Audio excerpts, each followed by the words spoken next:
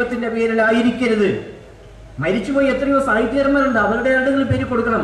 ദൈവത്തിന്റെ പേരിലുള്ള ഈ ഹിന്ദു ദൈവത്തിന്റെ പേരിലുള്ള അവാർഡുമായിട്ട് എനിക്ക് എൻ്റെ വീട്ടിൽ പോകാൻ സാധിക്കത്തില്ല, അതുകൊണ്ട് മാഷന്മാരെ നിങ്ങളുടെ കയ്യിൽ തന്നെ എഴുതോട്ടെ, എനിക്കത് വേണ്ട എന്ന് പറഞ്ഞു. അങ്ങനെയാണ് ആ അവാർഡ് എന്നേക്കും അവസാനിപ്പിക്കുന്നത്. ആ അവാർഡ് അവസാനിപ്പിക്കുകയും കേരള സാഹിത്യ അക്കാദമി ബാലസാഹിത്യ കൃതിക്ക് ഏറ്റവും പ്രധാനപ്പെട്ട അവാർഡ് കൊടുക്കുകയും തീരുമാനിക്കുകയും ചെയ്തു. ഇതാണ് പ്രശ്നം. സെക്യുലർ ഭരണകൂടത്തിന്റെ ഉദാസീനത, അശ്രദ്ധ.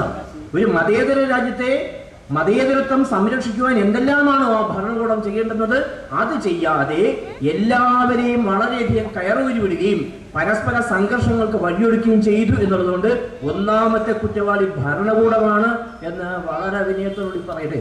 ഇനിയെങ്കിലും ഭരണകൂടത്തിന്റെ ശ്രദ്ധ ഇത്തരം കാര്യങ്ങൾ ഉണ്ടാകും. അല്ലെങ്കിൽ സിഖ് ഭീകരന്മാർ പ്രധാനമന്ത്രിയെ വെടിവെച്ച് കൊന്നതുപോലെ, അല്ലെങ്കിൽ ഹിന്ദുമത ഭീകരന്മാർ രാഷ്ട്രപിതാവിനെ തന്നെ വെടിവെച്ച് കൊന്നതുപോലെ നാളെ ഭീകരരുടേതായ ഒരു രാജ്യം, കേരളം ദൈവത്തിന്റെ രാജ്യം എന്ന് പറയുന്ന ആ പേരിപ്പം മാറും.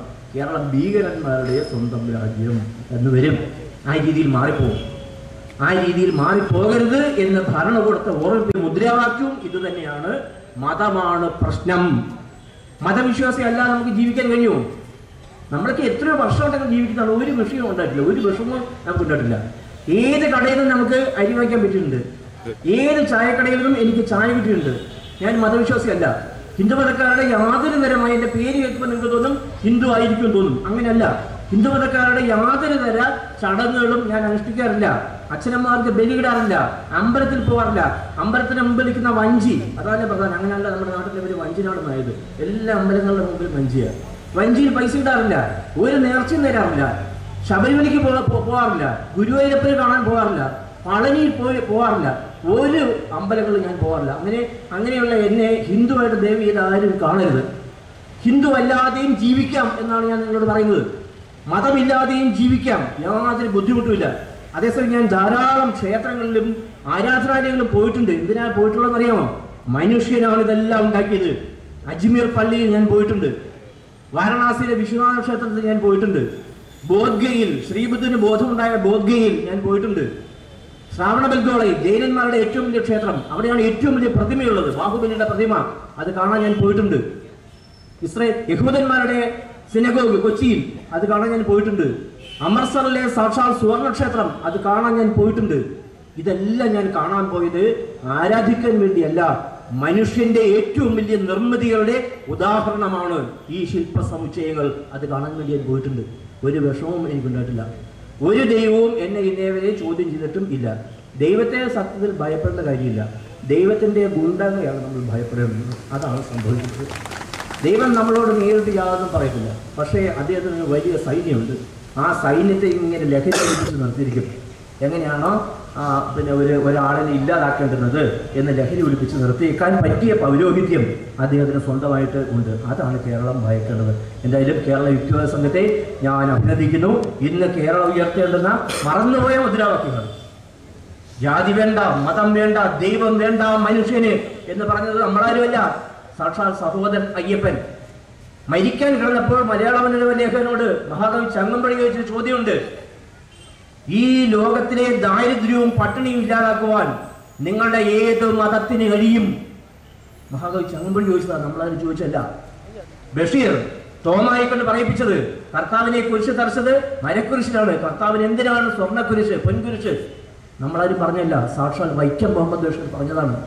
ഈ മഹാരഥന്മാർ, പൊൻകുന്നം വർക്കി, കേരളത്തിന്റെ ഏറ്റവും വിപ്ലവകാരിയായ എഴുത്തുകാരൻ, പൊൻകുന്നം വർക്കി മരിക്കാൻ നേരമെങ്കിലും പള്ളിയിൽ പ്രവേശിപ്പിക്കും എന്ന് അവർക്ക് തോന്നിയിരുന്നു, സാധിച്ചില്ല.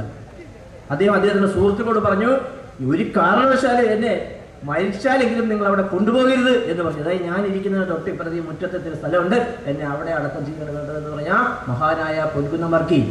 തോപ്പിൽവാസി, ഞാൻ നേരത്തെ പറഞ്ഞ തോപ്പിൽവാസി, മനുഷ്യൻ മതങ്ങളെ സൃഷ്ടിച്ചു, മനുഷ്യനും മതങ്ങളും ദൈവങ്ങളും കൂടി മണ്ണ് പങ്കുവെച്ചു, മനസ്സ് പങ്കുവെച്ചു എന്ന് പറഞ്ഞ ഏറ്റവും മതേതരമായ ഗാനം എഴുതി രാഷ്ട്രപതിയുടെ സമ്മാനം വാങ്ങിയ നിരീശ്വരവാദിയായ മതരഹിതനായ വയലാർ രാമവർമ്മ അദ്ദേഹമാണ് പറഞ്ഞത്. ഒരിക്കലും ദൈവത്തെ ഭയന്നിട്ടില്ലാത്ത ഒരു എഴുത്തുകാരനാണ് വയലാർ രാമവർമ്മ. വയലാർ രാമവർമ്മയുടെ കുടുംബത്തിന് ഗുരുവായൂർ അമ്പലത്തിൽ പോകണം. അദ്ദേഹം കുടുംബത്തെ ഗുരുവായൂർ കൊണ്ടുപോയി. അദ്ദേഹം കയറിയില്ല. അദ്ദേഹം അതിന്റെ വാതിക്കൽ ഇങ്ങനെ നിന്നു, പഠിക്കൽ ഇങ്ങനെ നിന്നു. നിന്നിട്ട് ഈ കുടുംബം അകത്തേറിയപ്പോൾ വയലാർ ഉപയോഗിച്ചിട്ട് സിഗരറ്റ് എടുത്ത് വലിച്ചു. കുറച്ചു നേരം കഴിഞ്ഞപ്പോൾ അവിടുത്തെ ഗുരുവായൂരപ്പനെ ഉണ്ടാവുന്നിട്ട് പറഞ്ഞ് ഇവിടെ ഒന്നും പുകവലിക്കരുത് എന്നറിയത്തില്ലേ. വയലാർ ആ സിഗരറ്റ് താഴെയിട്ട് ചവിട്ടി അരച്ചു. അടുത്ത സിഗരറ്റ് എടുത്ത് കത്തിച്ചിട്ട് ആ ജീവനക്കാരോട് പറഞ്ഞു, ഗുരുവായൂരപ്പന്റെ മുന്നിൽ നിന്ന് 2 സിഗരറ്റ് വലിച്ചേക്കാൻ ഒരു നേർച്ചയുണ്ട്, എനിക്കറിയാൻ നടത്തിക്കൊണ്ടിരിക്കുകയാണ്. ഇത് വയലാർ രാമവർമ്മ, എല്ലാവർക്കും പ്രിയപ്പെട്ട സന്യാസിനി നിൻ പുണ്യാശ്രമത്തിൽ എന്നെഴുതിയ പാട്ടെഴുതി എല്ലാവരെയും കരയിപ്പിച്ച വയലാർ രാമവർമ്മ ചെയ്തതാ. വയലാർ രാമവർമ്മ നമ്മളോട് പറഞ്ഞിട്ടുള്ളത് മതമല്ല വലുത്, മനുഷ്യനാണ് വലുത്. മതങ്ങൾ മണ്ണടിയട്ടെ, മനുഷ്യൻ നന്നായിരിക്കട്ടെ, മനുഷ്യൻ ഉണ്ടാകട്ടെ എന്നാണ് വയലാർ നമ്മളോട് പറഞ്ഞത്. ഈ പാട്ട്, മനുഷ്യൻ മതങ്ങളെ സൃഷ്ടിക്കുന്ന പാട്ട് സംഗീതം ചെയ്തത് നിരീശ്വരവാദിയായ, മതരഹിതനായ, ജാതിമത വിശ്വാസി അല്ലാത്ത ജി ദേവരാജൻ. ആ ജി ദേവരാജൻ അദ്ദേഹത്തിന്റെ ജീവിതം കൊണ്ട് നമ്മളോട് പറഞ്ഞത് മതമല്ല വിഷയം, മനുഷ്യനാണ് പ്രശ്നം എന്നാണ്. എത്രയോ എഴുത്തുകാർ, ഈ എഴുത്തുകാരെല്ലാം മുന്നോട്ട് വെച്ച കാര്യങ്ങൾ നമ്മൾ മറന്നുപോയിരിക്കുന്നു. കേരളം മറന്നുപോയിരിക്കുന്നു. കേരളം മറന്നുപോയിട്ട് ശത്രുതയോടെ മനുഷ്യരെ കാണുവാനുള്ള ഒരു ശീലം കേരളീയരിൽ മുളച്ചു വന്നിരിക്കുന്നു. അത് തിരിച്ചറിയണമെങ്കിൽ മതമല്ല മനുഷ്യനാണ് വിഷയം എന്ന് യുക്തിവാദ സംഘം പറയുന്നത് ശ്രദ്ധിച്ചേ മതിയാവൂ. മതവിരുദ്ധമായ ജീവിത രീതി, മതവിരുദ്ധം എന്ന് പറഞ്ഞാൽ നല്ല പൂർണ്ണ മനുഷ്യനായ ഒരു ജീവിത രീതി കേരളീയയിൽ ഉണ്ടെങ്കിൽ തീർച്ചയായിട്ടും മതതീവ്രവാദം പത്തിയെടുക്കുകയേയില്ല എന്നുള്ള കാര്യം ഉറപ്പായിട്ടുള്ള ഒരു സംഭവമാണ്. ഇത്രയും കാര്യങ്ങൾ സംസാരിക്കുവാനും നിങ്ങളെ കാണുവാനും കഴിഞ്ഞതിൽ എനിക്കുള്ള അഭിമാനം ഞാൻ രേഖപ്പെടുത്തുന്നു. മനുഷ്യരുണ്ടല്ലോ കേരളത്തിൽ എന്നുള്ളതിൻ്റെ തെളിവാണ് ഈ സമ്മേളനം. മനുഷ്യരുടെ വാക്കുകളാണല്ലോ ഞാനിവിടെ കേൾക്കുന്നത് എന്ന തെളിവാണ് ഈ സമ്മേളനം. ഈ സമ്മേളനം വൈകിയാണെങ്കിലും ഉദ്ഘാടനം ചെയ്തു എന്ന് പറഞ്ഞ് ഞാൻ അവസാനിപ്പിക്കുന്നു. നമസ്കാരം.